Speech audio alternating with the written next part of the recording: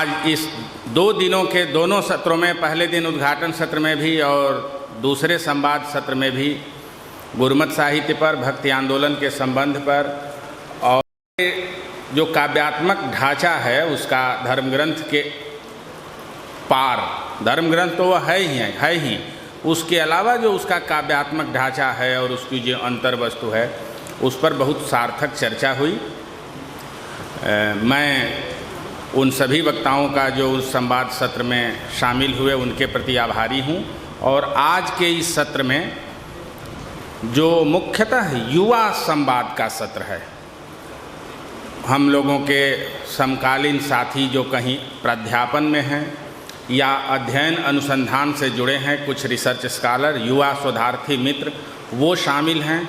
दोनों सत्रों को मर्ज कर दिया गया है, एक साथ कर दिया गया है, एक बहुत हल्की डिमार्केशन लाइन के साथ। और प्रिंसिपल साहब आज एक ज़रूरी मीटिंग में विश्वविद्यालय में हैं, इसलिए उनकी जगह पर हम लोगों के अत्यंत ही आदरणीय प्रोफेसर मिश्री लाल जी अध्यक्षता करेंगे। मैं उनसे आग्रह करता हूं कि कृपया मंच पर आसन ग्रहण करें। आदरणीय मिश्री लाल जी।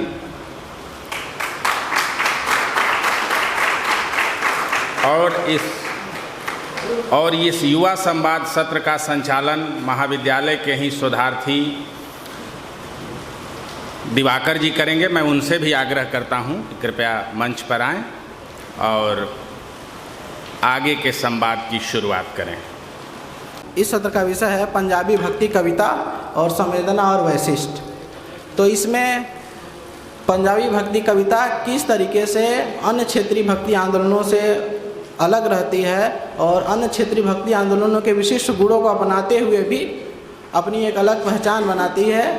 और कई सारी संत परंपराओं से पंजाबी भक्ति कविता में कई तत्व शामिल किए गए, जैसे मानवता, दया, प्रेम, करुणा, सद्भाव, समभाव, पाखंड का विरोध, ऊंच नीच की भावना का विरोध, और साथ ही कुछ ऐसे भी तत्व हैं जो बाकी भक्ति आंदोलनों से अलग दिखाई पड़ते हैं। जैसे स्त्री अस्मिता के संदर्भ में जो बात नानक के पदों में दिखाई पड़ती है वो बात कबीर के यहाँ नहीं दिखाई पड़ती है। कबीर जहाँ इस नारी के महाविकार के रूप में दिखाते हैं, जबकि नानक जी स्त्री को जो है ऐसे रूप में प्रस्तुत करते हैं कि एक स्त्री वहीं माता बन के हमारे सामने प्रस्तुत होती है, वहीं पति बन के, वहीं बेटी बन के, फिर भी उसकी इतनी प्रताड़ना क्यों की जाती है उस पर।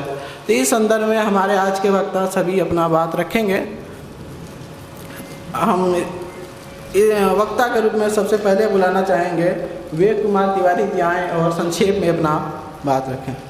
प्रोफेसर समीर कुमार पाठक सर ने मुझे इस कार्य के लिए चुना है और उन्होंने मुझे इसकी जिम्मेदारी दी है, और इस जिम्मेदारी के निर्वहन में मैं कहाँ तक सफल होता हूँ यह सब आप लोग के ऊपर निर्भर करता है। मैं अपनी तरफ से कोशिश करूँगा। चूँकि पंजाबी साहित्य में मेरा अब तक का कोई ईमानदारी से बताऊँ अध्ययन नहीं रहा है, 2-4 दिनों में मैंने जो कुछ पढ़ा और समझा है उसके आधार पर ही मैं आपके सामने बात रखूँ। लगभग 1500 पृष्ठों का एक महाग्रंथ है गुरु ग्रंथ साहिब, और एक विद्वान ने कहा था कि लगभग 29 पाउंड इसका वजन है।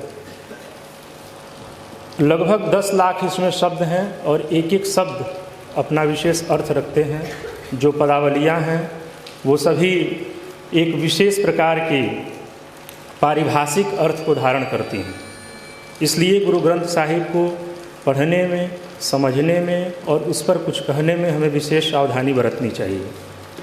चलती चलाई बातों में कोई भी स्थापना रखना, कोई बात कहना, यह एकदम ठीक नहीं है। खास करके जो ग्रंथ, जो साहित्य किसी विशेष धर्म से भी संबद्ध हों। गुरु ग्रंथ साहिब और पंजाबी भक्ति कविता पर बात करने से पहले मैं पृष्ठभूमि के तौर पर कुछ 1-2 बातें अपनी रखना चाहता हूँ। कल का एक समृद्ध व्याख्यान रहा और उसमें से बहुत सी नई बातें खुलकर हमारे सामने आई। उसमें से जो 2 महत्वपूर्ण बातें हैं जिससे मुझे लगता है कि हिंदी का हर एक विद्यार्थी परिचित होगा, हर एक साहित्य अध्येता उसको जानता होगा। ये दोनों बातें भक्ति काल के उदय के संदर्भ में हैं। बड़े बड़े विद्वान हों, आचार्य द्विवेदी हों, आचार्य शुक्ल हों या जितने भी विद्वान हैं उन्होंने अपने अपने तरीके से इसको परिभाषित करने का प्रयास किया, लेकिन हमारी जिम्मेदारी बनती है कि हम उसके बीच से अपने बुद्धि विवेक से जो समझ आए उस रास्ते को समझें और ठीक ठीक जगह तक पहुंचने का प्रयास करें। आचार्य शुक्ल जो इस्लाम की स्थापना करते हैं कि भक्ति काल का उदय इस्लाम के आक्रमण के प्रतिरोध में हुआ, हताश निराश जाति के सामने ईश्वर की भक्ति के अलावा और कोई मार्ग न था, जिसका प्रतिवाद आचार्य द्विवेदी करते हैं। और अक्सर हम लोग द्विवेदी और शुक्ल जी को लड़ाते भिड़ाते इस निष्कर्ष पर पहुंचते हैं कि शुक्ल जी की जो स्थापना है वह ठीक नहीं है और जो आचार्य हजारी प्रसाद द्विवेदी जी की स्थापना है सहज परंपरा के स्वाभाविक विकास के रूप में, इसको हम लोग मान लेते हैं। लेकिन हम यह ध्यान नहीं देते कि द्विवेदी जी 16 आने में 12 आने का ही अस्वीकार करते हैं, 4 आने का स्वीकार करते हैं। और यह 4 आने का स्वीकार दिलचस्प तो है ही, कहीं न कहीं वो शुक्ल जी के मत का पूर्ण स्वीकार भी है। आखिर क्या कारण है कि एकाएक मध्यकाल में भक्ति की स्थिति हमारे यहाँ उत्पन्न होने लगती है? परंपरा तो ठीक है, उसका विकास चल रहा था, और ऐसा नहीं है कि भारत की जो सामाजिक परिस्थितियाँ थी, जो ब्राह्मणवाद था, जो सामंतवाद था, वो पहले नहीं था, पहले भी था। तो ये चीज़ पहले क्यों नहीं उत्पन्न हो गई, ये बड़ा प्रश्न है। दूसरी बात, एक सबसे बड़ा चलताऊ तरीके से एक छंद का प्रयोग किया जाता है, भक्ति द्राविड़ उपजे लाए रामानंद। आचार्य हजारी प्रसाद द्विवेदी भी इसको कोट करते हैं और बड़े मतलब पूर्ण विश्वास के साथ इसको आधार लेकर के अपने तर्क की स्थापना करते हैं। लेकिन मेरा प्रश्न है एक शोधार्थी के नाते कि छेपकों के उस युग में, जबकि बहुत सारे छेपक मिलते हैं हमको संत साहित्य को लेकर के, तो एक साधारण से दोहे के आधार पर हम यह मान लें कि रामानंद जो है भक्ति को लेकर के उत्तर में आते हैं दक्षिण से, और भक्ति जो है द्रविड़ में ही उपजी। उसकी दूसरी लाइन पे आप ध्यान दें तो दूसरी लाइन है, प्रगट किया कबीर ने सप्तद्वीप नवखंड। यहाँ रामानंद से अधिक कबीर पर बल दिया गया है, कबीर के महत्व की स्थापना है यहाँ पर। तो यह कोई बड़ी बात नहीं कि किसी शिष्य ने गुरु भक्ति के वशीभूत होकर रामानंद और कबीर के महत्व की स्थापना में यह बात आगे से जोड़ दी हो, जिसको हम बार बार कोट करते जाते हैं। इसके पीछे ध्यान देने वाली बात है कि नए कुछ शोध हुए, कुछ नए अध्येता हैं जिनका यह मानना है कि रामानंद दक्षिण के थे ही नहीं, वो उत्तर भारत के थे और मथुरा के निवासी थे, काशी में रहते थे, दक्षिण कभी गए ही नहीं। दूसरी बात ध्यान देने वाली है कि जो दक्षिण भारत की जो भक्ति आंदोलन की परंपरा है उसकी शुरुआत 7वीं 8वीं शताब्दी के करीब होती है और 12वीं शताब्दी तक आते आते वह शांत होने लगती है। और जिस रामानंद को हम लोग भक्ति को उत्तर लाने का श्रेय देते हैं दक्षिण से, वो रामानंद हमको 13वीं 15वीं शताब्दी में मिलते हैं, 14वीं शताब्दी में मिलते हैं, 12वीं शताब्दी के बाद मिलते हैं। तो मेरे कहने का मैं कोई स्थापना नहीं कर रहा हूँ, मैं वैसे भी उम्र ओहदे और जानकारी में यहाँ बैठे लोगों से बहुत छोटा हूँ, लेकिन मैं एक गवाक्ष खोल रहा हूँ कि इस तरीके से भी अपने साहित्य के अध्ययन की आवश्यकता है। पंजाबी भक्ति कविता भक्ति काल के दौर की कविता है और यह जो है एक समृद्ध परंपरा से जुड़ी हुई कविता है। कल एक सर थे जिन्होंने कहा कि कई बार लोग गुरुवाणी को कविता कह देते हैं और उनके बोलने से यह ध्वनित हो रहा था जैसे कविता कह देना कोई माने बहुत छोटी चीज़ हो गई, जबकि भारत के संदर्भ में और भारतीय संस्कृति के संदर्भ में काव्य, कविता और कवि का बहुत महत्व है। जो ब्रह्मा सृजन करने वाला है उसको भी हम लोगों ने कवि कहा है और ऋग्वेद जो है वो काव्य का सबसे सुंदरतम उदाहरण है। धर्म ग्रंथ भी है, गुरु ग्रंथ साहिब भी एक धर्म ग्रंथ है और काव्य भी है। तो क्या हम उसका अध्ययन या तो काव्य के तर्ज पे करें या फिर एक धार्मिक ग्रंथ के तर्ज पे करें? अगर हम ऐसा करते हैं तो फिर समस्या उत्पन्न होती है। कई बार हम धार्मिक बंधनों में बंद कर किसी चीज़ की स्पष्ट आलोचना नहीं कर सकते हैं, उस पर अपनी एक राय नहीं बना सकते हैं कि हो सकता है किसी धर्म विशेष को उस पर ठेस पहुँचे या कोई बात लगे। लेकिन भारत की जो समृद्ध परंपरा रही उसमें धर्म को और काव्य को समन्वयात्मक रूप में देखा गया। सिख गुरुओं का पुण्य स्मरण में आचार्य द्विवेदी जी ने इस बात को कोट भी किया है और उन्होंने कहा है कि भारतीय परंपरा में तो इस तरह की बात नहीं करनी चाहिए कि फला जो है धर्म ग्रंथ है और फला जो है कविता है। अलगाने की बात कभी हमारे यहाँ इस तरह की दीवार खड़ी ही नहीं की गई जो है। तो इसलिए जब भी हम गुरु ग्रंथ साहिब का अध्ययन करें या ऋग्वेद का अध्ययन करें तो उसको हम काव्य और धर्म दोनों से जोड़ते हुए देखें। आगे आचार्य द्विवेदी जी ने ये भी बताया है उसमें कि जो ऋग्वेद है उसमें ज्ञान, व्यवहार, जीवन, स्वास्थ्य, प्रकृति, विभिन्न मानवीय जीवन के विविध पक्षों पर विस्तृत बातचीत मिलती है। वेदों को ठीक है अपौरुषेय कहा गया, इसी धर्म की जकड़न से बचाने की बात मैं कर रहा हूँ कि एक समय आया कि वेदों को इतना जकड़ दिया गया, धर्म के रस्सी में इस कदर बांधा गया कि वो अपने एक तरह से नष्ट होने की स्थिति में आने लगे। फिर वेदांगों को रचा गया, वेद पाठी नियम बनाए गए। गुरु ग्रंथ साहिब में भी हम देखेंगे कि एकदम नियमबद्ध है, उसमें एक शब्द भी इधर से उधर नहीं किया जा सकता। इस तरह की चीज़ें ऋग्वेद में भी दिखाई देती हैं, वेदों की परंपरा में भी दिखाई देती हैं। और वेद का जुड़ाव तो सीधा मानव जीवन से है, उसको अपौरुषेय कह देने से या इस तरह की बात की स्थापना करने से यह नहीं मान लेना चाहिए। वेदों में लिखा गया है व्रीहयश्चमे, जवाश्चमे, माखाश्चमे, तिलाश्चमे, मुद्गाश्चमे, खल्वाश्चमे, प्रियंगवश्चमे, डवश्चमे, श्यामाकाश्चमे, नीवाराश्चमे, गोधूमाश्चमे, मसूराश्चमे, जदनेन कल्पन्ताम। लिखने वाला गेहूँ मांग रहा है, मसूर मांग रहा है, दाल और तिलहन मांग रहा है, मधु मांग रहा है, शक्कर मांग रहा है। अपौरुषीय कैसे हो सकता है? और फिर हम इसको धर्म ग्रंथ बना दें, उसके मूल तत्व पे बात न करें। प्रकृति के लिए तमाम श्लोक कहे गए हैं, शांति अध्याय की कल्पना की गई है। देवहु शांतिरंतरिक्षगुं शांति, पृथ्वी शांतिरापः शांतिरोख हृदय शांति, वनस्पतयः शांति। समस्त संसार के शांति की बात की गई है।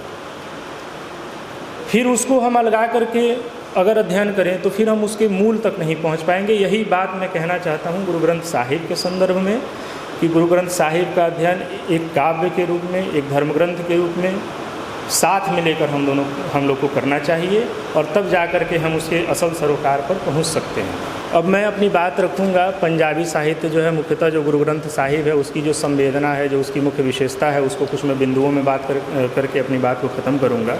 और भी वक्ता हैं और मुझसे जानकार और समृद्ध वक्ता हैं जिनसे आपको जानकारी मिल सकती है। मोटे तौर पे जो मैंने चीज़ों को नोट किया मैं आपके सामने प्रस्तुत करता हूँ। कवि कर्पूर थे जिन्होंने लिखा कि ये यत्राधिक कल्पना कुशलनस्ते तत्र विद्वत्तमाः स्वीयम कल्पनमेव शास्त्रमिति ते मन्यन्त्यहु तार्किकाः। कहने का भाव कि तार्किक लोग जो होते हैं अपनी कल्पनाओं का नाम ही शास्त्र दिया करते हैं और जो जितना कल्पना कुशल होगा वह उतना ही अधिक तार्किक होगा, ऐसा मान लिया जाता है।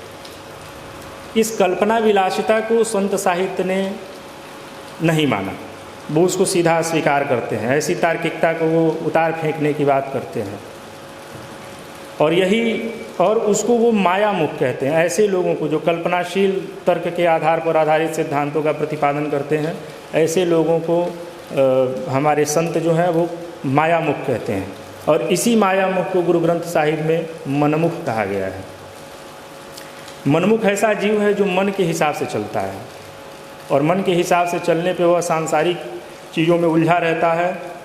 अपने भीतर के महागुरु का दर्शन करने में वह असक्षम होता है और जब तक वह महागुरु का दर्शन नहीं कर लेगा तब तक उसका आत्मविकास नहीं हो सकता है, उसका परिष्कार नहीं हो सकता है और वह महागुरु के गुरुत्व को प्राप्त नहीं कर सकता है। फिर यहाँ जैसे संत भक्ति कविता में गुरु की महत्ता को बताया गया है। जो गुरु होता है वो हमें पथ दिखाता है उस महागुरु तक पहुँचने की, उस परमात्मा तक पहुँचने की, उसे एकाकार करने की प्रेरणा देता है। उसी प्रकार की महत्ता गुरु ग्रंथ साहिब में हम लोग को पर्याप्त मिलती है। गुरु परंपरा का एक महाआख्यान ही है गुरु ग्रंथ साहिब, जिसका नाम ही है गुरु ग्रंथ साहिब। तो इसमें गुरु की महत्ता क्यों न हो? गुरु की महत्ता इतनी है कि जिस मनमुख की मैंने बात कही उसको खोटी राशि का गुरु ग्रंथ साहिब में बताया गया है, लेकिन खोटी राशि वाला भी गुरु की कृपा से वह महान हो जाता है और इस बंधन बंधन से मुक्त हो जाता है। लिखा है कि गुरु शरणाई छूटिए मनमुख खोटी रास। गुरु की शरण में जाने पे मनमुख राशि का जो खोटी राशि का जो मनमुख है वह भी मुक्त हो जाता है। अच्छा, जिस गुरु की बात हो रही है वह गुरु कैसा है?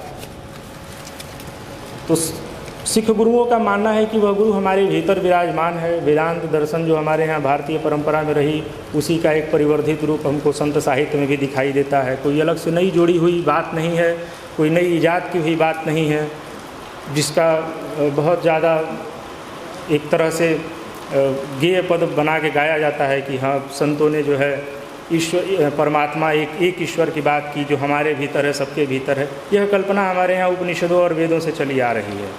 एक और अनेक देवताओं की कल्पना हमारे भारतीय संस्कृति की पहले से ही व्याख्याएं रही हैं। संतों ने उनको अनुभव किया और उसको अपने साहित्य में स्थान दिया, इसलिए यह महत्वपूर्ण है। तो महागुरु के बारे में वो बताते हैं कि महागुरु हमारे भीतर है और वो हम में से ही है, बस हम मनमुखता के कारण उसको नहीं पहचान पाते हैं। और जब गुरु की कृपा होती है और हम उसकी ओर उन्मुख होते हैं तब जाकर के हम उसको जानते हैं और उसको जान लेने से ही हम उसके स्वरूप में हो जाते हैं। जो बात कबीर कहते हैं कि मैं ही हो गई लाल, लाली देखन मैं चली, मैं ही हो गई लाल। कुछ इसी तरह की बात गुरु नानक भी करते हैं। तो इस प्रकार जो है एक विशेषता है पंजाबी भक्ति कविता की। और ये दोहराने की बात नहीं है कि अखिल भारतीय व्याप्ति रही भक्ति आंदोलन की, जो एक चेतना थी वो पूरे भारत में चल रही थी। अलग अलग जगहों पे उसकी सुगबुगाहट थी। इस्लाम से जहाँ जहाँ टकराहट हुई वहाँ वहाँ वह ज्वलंत हुआ। जो बड़े बड़े उसमें जो संत हुए, गुरु नानक हुए, कबीर हुए, रामानंद आदि हुए, इन्होंने तीर्थाटन किए और विभिन्न जगहों पर जा कर के इसको प्रचारित प्रसारित करने का कार्य किया। लेकिन बातें सबकी एक जैसी हैं, कुछ मूल चीज़ें हैं जो सब में आप पाएंगे। आखिर क्या कारण है कि गुरु ग्रंथ साहिब में 22 भाषाओं का जिक्र मिलता है और उसमें लगभग जो है मातृभाषाएँ, देशज भाषाएँ आपको मिलेंगी, बोलियाँ मिलेंगी। आखिर क्या कारण है? फ्राइड का मनोवैज्ञानिक सिद्धांत कहता है कि जब हम दुखी होते हैं, जब हम पीड़ित होते हैं, तो हम अपने मन में जो प्रार्थना करते हैं वो हम अपनी मातृभाषा में करते हैं। अगर आप भोजपुरी के होंगे और अगर आपको दुख होगा या भगवान से प्रार्थना करनी होगी तो आप यही कहेंगे, हे भगवान ये हमारा काम कर दो। ये नहीं कहेंगे कि हे प्रभु आप हमारा यह कार्य कर दीजिए। प्रथम जो शब्द निकलेगा आपकी मातृभाषा में निकलेगा। और गुरु ग्रंथ साहिब जो है वहाँ भी वो जो भक्तिकालीन पीड़ा है, जो इस्लाम जन्य जो दुख है, उसकी संवेदना है, वह आपको विभिन्न भाषाओं में देखने को मिलती है। यही कारण है कि हम गुरु ग्रंथ साहिब हो या भक्ति काल में मातृभाषाओं का उत्थान देखते हैं। दिनकर जी संस्कृति के 4 अध्याय में, मतलब वो तो राजनीतिक थे एक तरह से, तो उन्होंने कहा कि मुग़ल काल में विविध भाषाओं की जो है समृद्धि हुई। मुग़ल काल भारत के लिए बहुत समृद्धशाली रहा, ठीक है, बहुत पैमानों में रहा, लेकिन इस संदर्भ में यह तर्क ठीक नहीं है कि मुग़लों के आने से भारत की भाषाएं जो है उद्भवित होने लगी और निकलने लगी। उनके दिए दुख से निकली, ये बात सत्य है। उन्होंने जो प्रताड़ना दी और जो उन्होंने दुख दिया, उसके कारण मातृभाषाओं की उत्पत्ति होनी शुरू हुई। इस चीज़ से हम लोग अपनी सहमति रख सकते हैं। दूसरी बात आती है नाम जप की महत्ता। नाम जप की महत्ता संत साहित्य में भी है, उसी प्रकार पंजाबी भक्ति कविता में भी नाम जप की महत्ता को बताया गया है। और वो नाम क्या है? सत्य नाम, सिर्फ एक नाम। बहुत सारे नाम की कल्पना नहीं की गई है, सिर्फ एक नाम, सत्य नाम। जो सत्य नाम का जप करे वह मुक्त होता है और सत्य नाम का जप करते करते वह सत्यनाम स्वरूप हो जाता है। ऐसी मान्यता गुरु ग्रंथ साहिब की है। नामय उपजे नामय बिन से नामे सची समाये। नाम जपते जपते जो है उस नाम में ही समा जाना गुरु ग्रंथ साहिब की प्रेरणा है। गुरु ग्रंथ साहिब इस मायने में भी हमारे सामने विशिष्ट महत्व रखता है कि जो दौर था मध्यकालीन भारत का, वह उस समय यह सत्य है कि हमारे समाज की जो व्यवस्था थी वह बहुत डावाडोल थी। कई तरह के वर्ग निर्धारित कर दिए गए थे, वर्गों में भी वर्ग थे। द्विवेदी जी की भाषा में नीच जाति अपने से भी नीच जाति को खोज लेती थी, जो आज भी कहीं ना कहीं है। ऐसी बात नहीं कि आज समाप्त हो गई है, उस समय में थी। और उस समय इन्होंने एक धर्म, एक व्यक्ति, एक जाति और एक ईश्वर की बात की, जो अपने आप में बहुत महत्वपूर्ण है। गुरु ग्रंथ साहिब में लिखा है कि जाति के गर्भु न करियऊँ कोई, ब्रह्म बिंदे सो ब्रह्मणु होई, माटी एक सगल संसारा, बहुविध भाड़े घेड़े कुम्हारा। शब्द से स्पष्ट है कि जाति का अभिमान मत करिए, कोई कहने मात्र से ब्राह्मण नहीं हो जाता, और सृष्टि, यह जो सकल सृष्टि है वह एक ही माटी से बनी हुई है। कुम्हार ने भले अलग अलग घड़े और मिट्टी के बर्तन बना दिए हैं, लेकिन माटी एक ही है, जिस माटी की बात गुरु ग्रंथ साहिब में संत भक्त करते हैं। ईश्वर की, एक ईश्वर की कल्पना, ये बात मैंने पहले भी कहा कि ये हमारे भारतीय परंपरा के चिंतन का जो है विकास है, और उस अच्छी बात है कि उन्होंने मध्यकाल में आखिर इस तरह की प्रेरणाएं न होती तो एकजुटता न आती और वो पूरा जनजागरण नहीं बन पाता जिसका अध्ययन आज हम कर रहे हैं। एक ईश्वर की संकल्पना करते हुए लिखा गया है, साहिबू मेरा एकू है अवरु नाही भाई, कि साहब बस वो केवल एक है और कोई नहीं है, दूसरा कोई नहीं है। इसी प्रकार पार ब्रह्म प्रभु एक है, दूजा नाही कोई, कि वो बस एक है, दूसरा कोई नहीं है। ऐसी संकल्पनाओं से गुरु ग्रंथ साहिब भरा पड़ा है। स्त्री के प्रति सबसे, गुरु ग्रंथ साहिब की सबसे सुंदर बात है कि वह स्त्री अस्मिता को लेकर के सबसे सुंदरतम रूप में खड़ा होता है।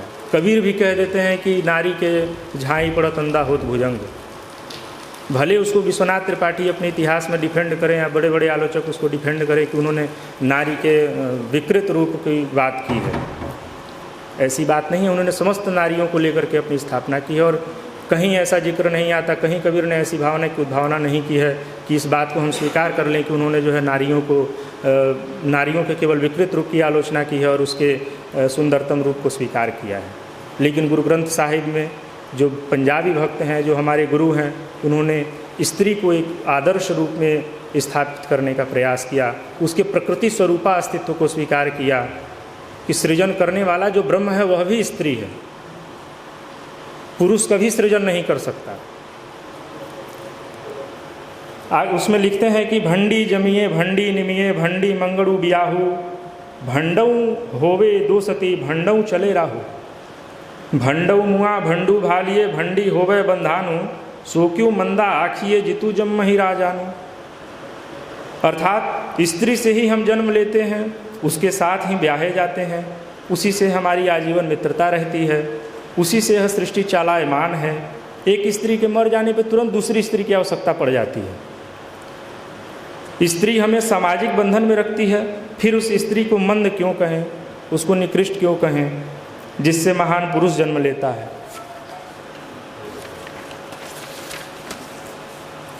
गृहस्थाश्रम और पारिवारिक जीवन का महत्व भी गुरु ग्रंथ साहिब में स्थापित किया गया है, और यह इसकी विशिष्टता है, यह इसकी मूल संवेदना है कि उन्होंने गृहस्थाश्रम को स्वीकार किया। लगभग जितने संत हुए उन्होंने वैराग धारण करने की बात कही, संसार को मोह माया कहा। 8वीं शताब्दी में शंकराचार्य ने कह दिया सब माया है, हटाइए इसको, किनारे करिए। लेकिन गुरु ग्रंथ साहिब में गृहस्थ को महत्वपूर्ण माना गया।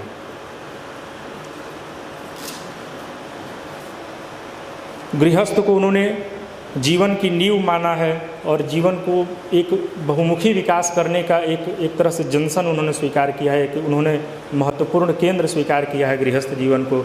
और कहीं भी आप देखिए गृहस्थ जीवन का अस्वीकार हमारे गुरु ग्रंथ साहिब में नहीं दिखेगा। इसी तरह प्रकृति के प्रति उदारता, प्रकृति के प्रति कृतज्ञता का भाव भी गुरु ग्रंथ साहिब में भरा पड़ा है। वो प्रकृति को गुरु मानते हैं, प्रकृति को माता मानते हैं, प्रकृति को परमात्मा मानते हैं, और कहते हैं पवणु गुरु पाणी पिता माता धरती महतु, दिवस राति दुई दुई दाई दाइया खेल सगल जगतु। पुराणों वेदों और कतेबों आदि में भी इसी प्रकृति परमात्मा की व्याप्ति है। कुदरती वेद पुराण कतेवा कुदरती सर्व विचारू। उनका मानना है कि यत्र तत्र सर्वत्र जितनी व्याख्याएं हैं, जो भी स्थापनाएं हैं, जो कुछ भी बातें हैं, वह प्रकृति से होकर ही गुजरती हैं। इसलिए, और जो कुछ भी हम आज जिस स्वरूप में हैं वह प्रकृति के कारण है, इसलिए हमें प्रकृति को स्वीकार करना चाहिए, उसके प्रति आदर और अभिव्यक्ति की भाव रखनी चाहिए। नशीले पदार्थों का निषेध है।